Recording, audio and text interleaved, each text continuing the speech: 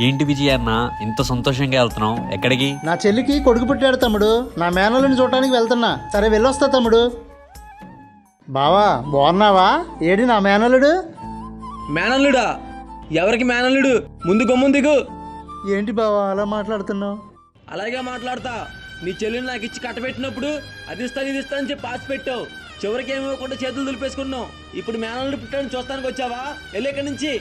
ఏంట్రా చెల్లి బావా అలా మాట్లాడుతున్నాడు? అలా మాట్లాడక ఇంకెలా మాట్లాడతాడు? మా పెళ్ళప్పుడు ఇవిస్తానని చెప్పి ఏమన్నా ఇచ్చారా? అదంతా మర్చిపోయి మా ఆయన నన్ను బాగా చూసుకుంటుంటే మా ఇద్దరి మధ్యలో గొడవ పెడదామని వచ్చావా? దయచేసి ఇక్కడి నుంచి వెళ్ళిపోనయ్యా ప్లీజ్.